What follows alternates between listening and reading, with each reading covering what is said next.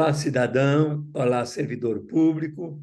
Estamos iniciando mais um programa Cidadania e Serviço Público, um programa produzido pela FESPESP, Federação das Entidades de Servidores Públicos do Estado de São Paulo.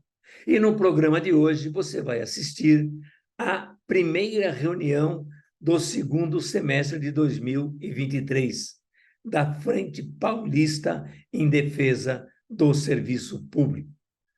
Uma discussão entre as entidades participantes e com a presença do deputado estadual Carlos Gianazzi. Vamos lá?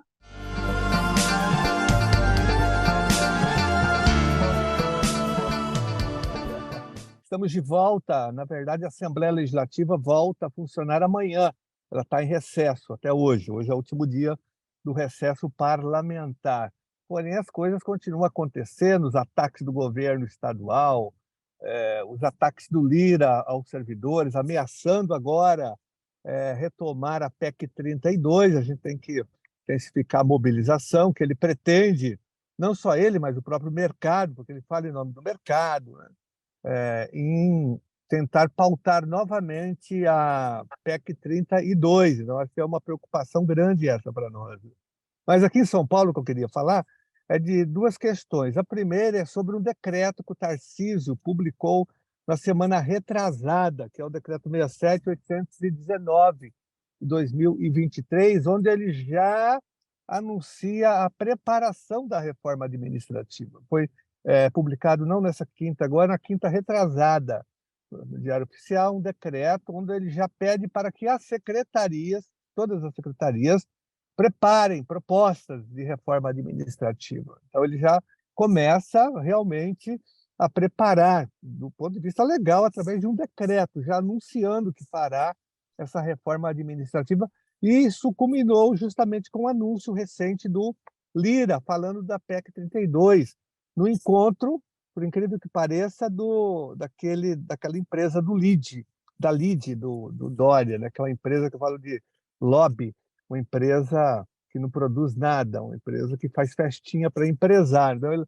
no evento, no almoço da Lide, o Lira anunciou que pretende retomar a PEC 32 e o Tarcísio publica o decreto aqui em São Paulo. Então, acho que o nosso radar tem que ficar ligado agora, sinal de alerta, para ver se ele vai encaminhar mesmo o projeto aqui para a Assembleia Legislativa. A gente vai saber nos próximos dias, né?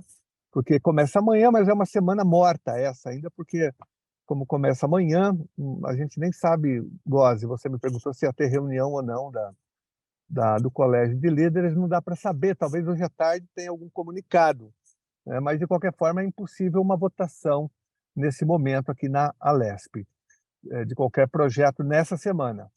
Então, esse é um informe, né, do decreto, vamos ficar atentos. A segunda informação, muito importante, é que nós tínhamos conseguido aqui durante o recesso, vocês acompanharam a publicação pelo Tribunal de Contas do Estado de São Paulo de um parecer que foi debatido e julgado no último dia 12, autorizando o descongelamento, né? Foi, na verdade, uma votação, uma consulta feita por dois municípios, Jales e Arapuã, não é Arapuã, exatamente, deixa eu ver o nome dessa cidade, Irapuã, dois municípios pequenos aqui do estado de São Paulo, que fizeram consulta sobre a Lei 173, a lei complementar, né, buscando, na verdade, o mesmo entendimento já feito pelo Tribunal de Contas do Paraná, de Santa Catarina, de Minas Gerais, da cidade do Rio de Janeiro. Já há um movimento no Brasil liberando o descongelamento por conta de uma interpretação. Não está questionando a lei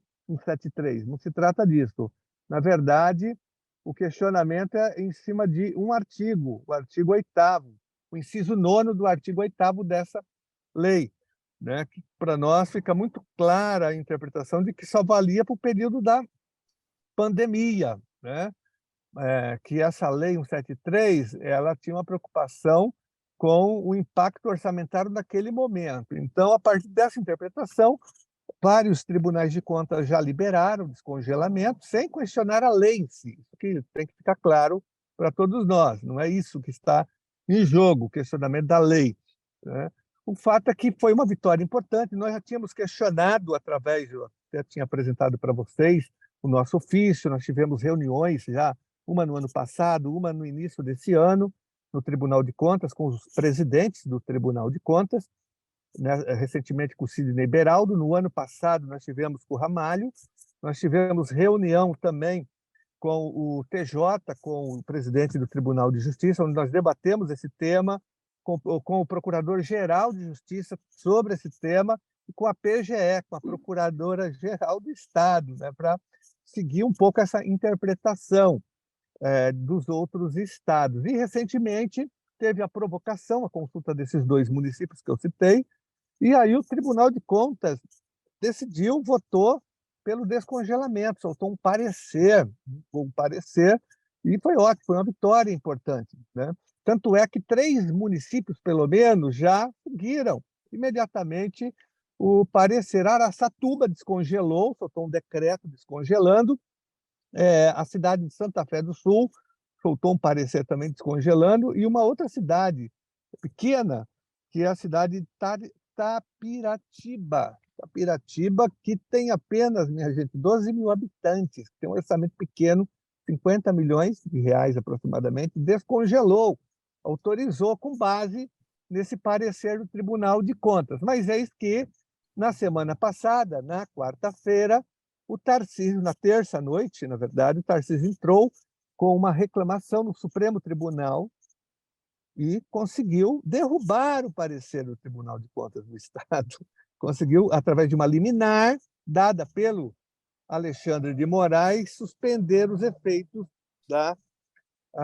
do parecer do Tribunal de Contas do Estado de São Paulo. Então, né, impondo uma derrota para todos nós, porque tinha liberado para os municípios, o Estado poderia também descongelar, o TJ poderia descongelar para os seus servidores, o Tribunal de Contas para os seus servidores, o MP para os seus servidores, a Defensoria Pública, as universidades, a USP, a Unicamp, a Unesp, enfim, todos os entes federativos, 644 municípios do Estado de São Paulo, mais o governo estadual e mais os outros poderes e instituições que eu citei aqui. Era importante, porém, derrubou, né? O Supremo derrubou provisoriamente através de liminar, que agora ele vai consultar, o Supremo vai consultar a PGR e também o próprio Tribunal de Contas do Estado de São Paulo. Lógico que espero que o Tribunal de Contas reaja, porque ele foi aí ofendido e atropelado, né? Espero que ele jogue o seu peso político para tentar reverter isso, essa decisão. Então, esse é um quadro importante. Foi uma vitória rápida, né? Mas, porém, também nós sofremos uma derrota muito rápida, assim, da noite para o dia. E, estranhamente, na mesma semana em que o Bolsonaro dormiu na casa do Tarcísio, lá no Palácio. Ele fez uma pernoite, vocês lembram disso? Ele fez uma pernoite no Palácio dos Bandeirantes, e no dia seguinte teve uma homenagem. O Tarcísio homenageou a Rosa Weber, presidente do STF, com aquela medalha, Tiradentes, né? E estava presente nesse encontro, nesse almoço, o Alexandre de Moraes. Eles conversam bem entre eles, então, né, me parece que ali que foi algo combinado, não foi só um julgamento qualquer. Enfim, esse é o quadro. Agora a gente vai tentar entrar com o amicus curiae nesse processo, marcar reuniões com o Alexandre de Moraes, sobretudo com ele, para ver se a gente reverte essa situação. Agora, a notícia não é boa, porque a turma dele é muito ruim.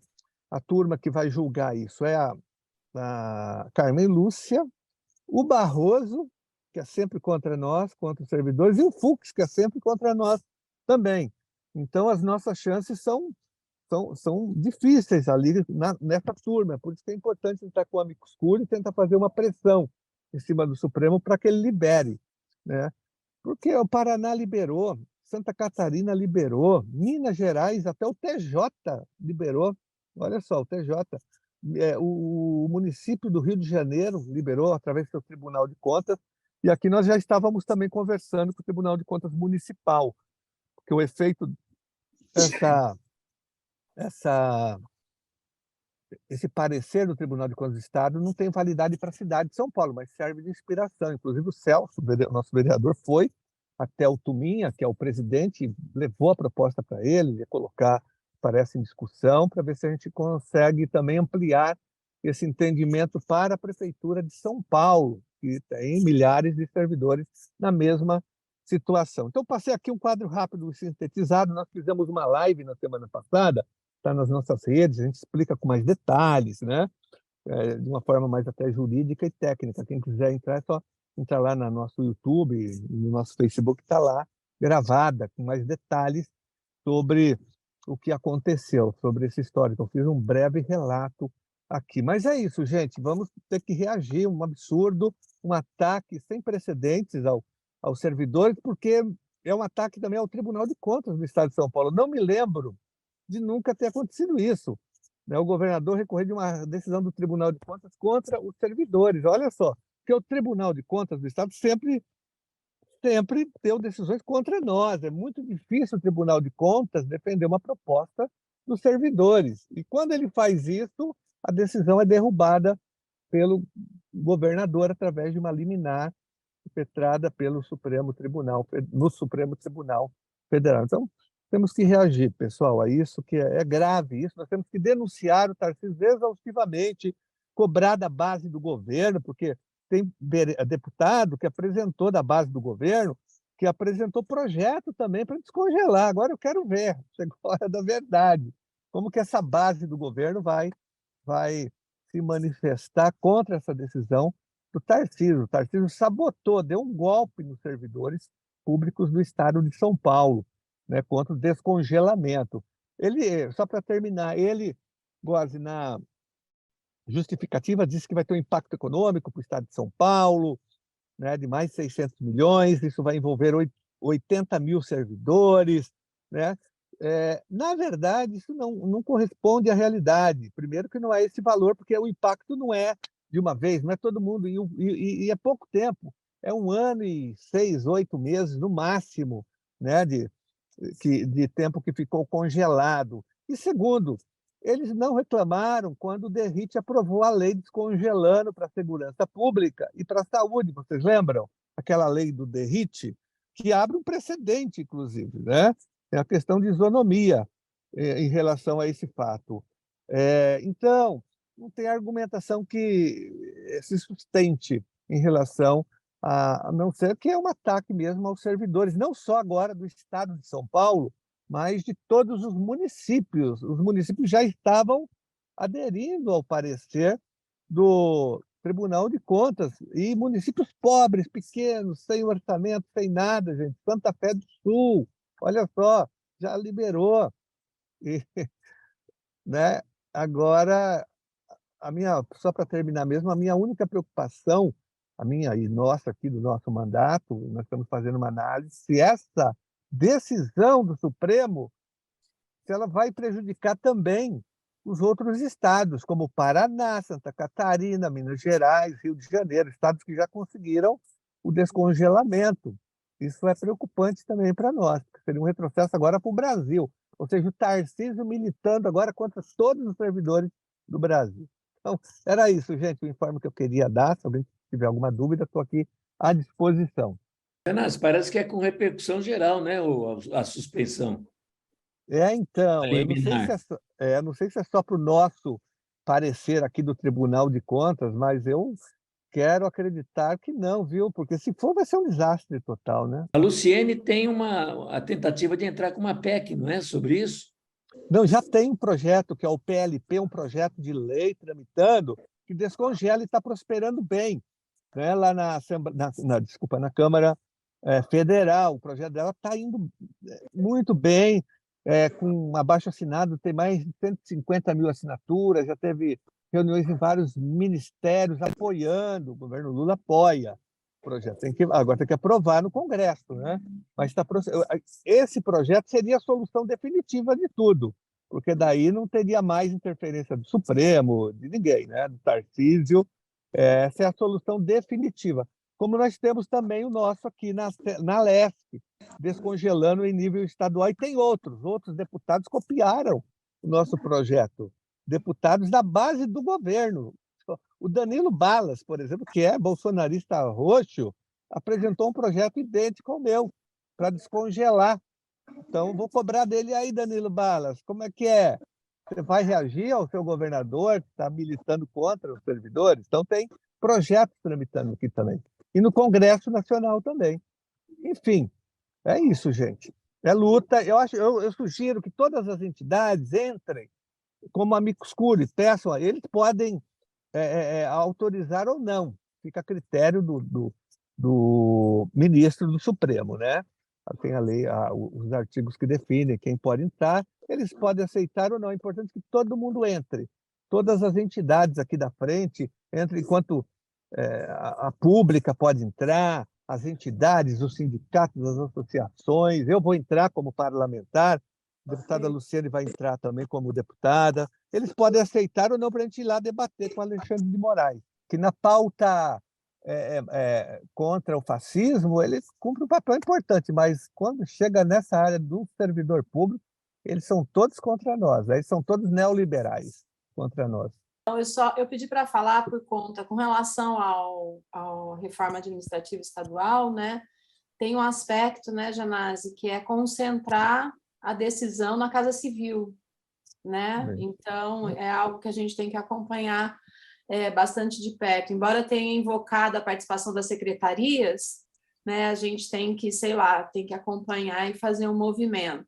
Mas uma coisa que me chamou a atenção foi que talvez eles não tenham cumprido o prazo, né, de 180 dias, que era daquele decreto do início do ano, porque teve um decreto que formou o tal do grupo de trabalho e talvez eles não tenham conseguido cumprir esses 180 dias que eles tinham previsto inicialmente.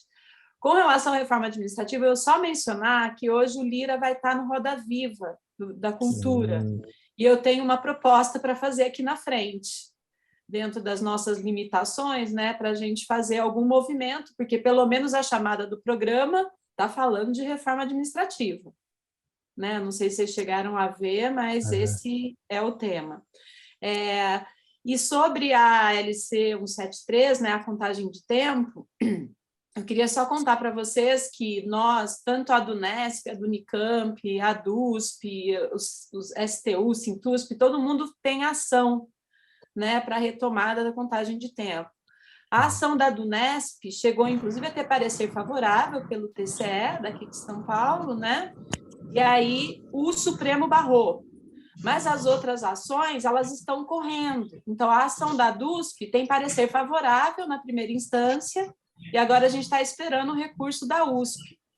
Né? Mas, assim, é importante dizer isso porque se uma dessas ações ganharem, abre o caminho para as outras. E eu acho que, como o Janase disse, a LC 191 ela é uma abertura de caminho, né? Por conta da isonomia. Então, a gente tem que pressionar. Eu acho que a gente tem que pressionar pela via jurídica, pela via política, né? Então, o PLP 21, não é, Janase, da Luciene? Isso. É o 21, é 21/23. 23. Então, a gente 21. tem que apoiar todas essas iniciativas, né, de projetos para retomada. Pelo menos na nossa base, aqui nas universidades, a notícia da semana passada de voltar a contar, né, de considerar os 583 dias que foram perdidos, caiu muito bem. E aí veio o Xandão e tirou, fez aí essa liminar a favor do governo do Estado. Né? Acho que é liminar, eu não me lembro qual é o nome, gente, jurídico. É reclamação. O Tarcísio entrou com a reclamação, aí o Alexandre de Moraes deu a liminar para a reclamação. Isso, eu acho que a gente tem que pressionar, e como o Janase disse, né, tem aí vários setores que estão apoiando esse pleito, né? Não só dos nossos apoiadores. Né? Eu acho que a gente tem que pressionar para poder conseguir retomar esse direito. Então, é só isso, por enquanto. Janase, eu queria, sobre esse tema da recontagem, o Tribunal de Justiça, o vice-presidente, tinha entrado com um pedido, uma petição para o ANAF, para que o tribunal adotasse, né, o descongelamento. Só que aí, nesse meio tempo, entrou essa questão do STF, né, que mostrou essa face que você falou, né, contra o serviço público. Ele pode ser até contra o bolsonarismo em alguns aspectos, tal, mas quando se trata de trabalhadores, o STF mostra sua verdadeira face, seu papel nefasto, né, com relação a direitos, principalmente dos servidores públicos. Então, é a situação bem difícil, né? Eu ia perguntar, acho que o Rose perguntou, se isso vai servir de jurisprudência até para esses estados e municípios que já adotaram, vocês vão ter que voltar atrás, na medida em que, se tiver alguma solicitação de que sejam anuladas as decisões, o STF vai acabar aprovando, né, que anule a decisão favorável desses locais que já fizeram, Minas Gerais, você falou, Rio de Janeiro e algumas cidades. Então, é bem provável que quando for o STF foi solicitado, ele vai dizer, ó, pode anular que não está valendo. Então, a pressão tem que ser muito grande. Eu acho que o que você está falando é importante, né, de entrar como amicus curiae, mas eu acho que as entidades federais, as centrais, devem também fazer esse trabalho conjunto lá em Brasília com a Luciene, fazer um grande trabalho lá, audiência, alguma forma de pressão junto ao STF, né, rápida, né, para que essa decisão seja anulada, né, de que recontagem de tempo não dá esse valor aí que você falou, né, 600 milhões. Isso aí é um blefe aqui, até a gente podia ver realmente de onde eles tiraram esses 600 milhões aí, que recontagem de tempo, isso aí dura, às vezes, anos, né, para poder reverter em algum valor, né, vamos dizer assim, em pecúnia. Então, é sabe, uma picaretagem total de dizer que é 600 milhões só para garantir a revogação. Então, esse é um outro aspecto jurídico, né? Então, dois aspectos jurídicos. Um, para ver se vai virar jurisprudência e quem já adotou não vai poder adotar.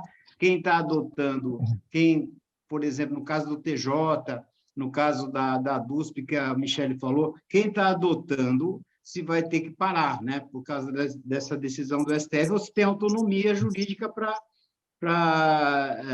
poder decidir por conta própria, né, cada setor.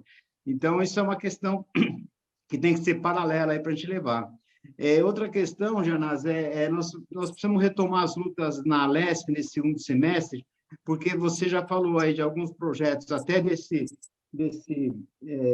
deputado aí do PL, né, do Danilo Bala, né, que tem acho que é o 98, né, que tem a mesma pedido, né, que tem outros projetos que a gente tem a revogação da retirada das faltas abonadas, né, que você já tem um projeto lá, tem os projetos aqui do Judiciário, o PLC 30, o PL 318. Então, nós temos várias lutas para fazer na LESC, né, esse semestre. Tem a questão do orçamento, né, que vai dia 30 de setembro, o orçamento volta lá para a LESC para ser debatido, né, as emendas e tudo mais. Então, tem bastante coisa para fazer. E aí, o que a gente não tem muito tempo para ir na LESC, mas tem, por exemplo, uma vez por semana, né? Então, eu queria saber contigo, se sempre sendo, né, a gente ter a terça-feira como um dia de referência, não amanhã, né, evidentemente, mas a partir do dia 8, se a terça-feira é um dia de referência para a gente convocar entidades e servidores para irem na LESP, para fazer essa pressão junto aos deputados, né, e junto com você, para a gente poder reverter e tentar aprovar alguns projetos. Então, isso é uma questão que eu acho que cabe para todos nós aqui no segundo semestre, fazer essa luta lá, né? Sem dúvida, Milito. Olha, terça sempre um bom dia e quarta também. São os dois principais dias da semana onde tem votação, onde tem deputado na LESP, né? Terça e quarta. Os outros dias são esvaziados do ponto de vista da presença dos deputados. Então, qualquer manifestação, qualquer ida, qualquer movimentação na LESP, eu sempre recomendo à tarde, né? De manhã não tem nada na LESP, sempre à tarde, após as 3 horas, que começa a funcionar mesmo para valer. Terça ou quarta-feira, são 2 dias bons para a gente fazer movimento. Sobre a decisão do Supremo, a suspensão do parecer, aqui em São Paulo, pelo menos 3 municípios adotaram, né, o descongelamento. Eles terão que voltar atrás, porque é o Tribunal de Contas do Estado de São Paulo tendo seu parecer invalidado. Então, em tese, esses 3 municípios terão que voltar atrás, terão que revogar o decreto de Araçatuba e os 2 pareceres das 2 cidades que eu citei.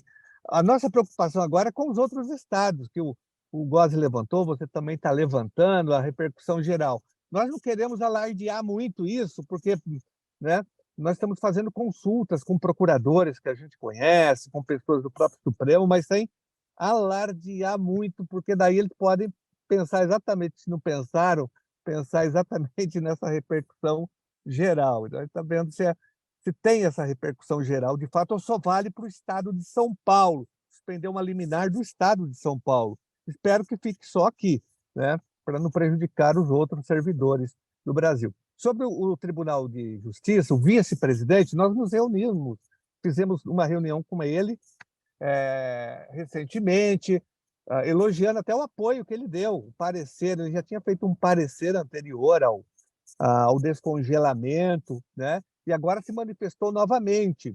Porém, nós fizemos também uma reunião com a ANAF, o presidente, que foi totalmente contra esse parecer. Ele falou: a única solução é aprovar esse projeto da deputada Luciene. Ele falou: esse eu apoio, esse projeto. Ela estava na reunião, ele falou: o seu projeto sim resolve a situação, mas ele foi totalmente contra essa interpretação que a gente coloca, entendeu? Então não dá para esperar muita coisa do TJ nesse sentido. O vice-presidente, ele é mais sensível, me parece, aparentemente, à causa dos servidores. Mas ele deu uma entrevista desastrosa agora, né? Então, uma matéria desastrosa no Metrópolis, onde ele fala que vai investir mais nos salários dos juízes e desembargadores. Aí foi horrível aquilo, pegou mal, e daí todo mundo, por um lado, pegou mal, mas, por outro lado, isso ajuda a enfraquecer a luta pela aprovação daquele PL 752, que aumenta as custas judiciais. Todo mundo trabalha, é por isso que eles querem aumentar as custas judiciais. Não é para ajudar o servidor público, o escrevente, o oficial de justiça, é para ajudar o juiz. Então, agora vai ser mais difícil aprovar o 752.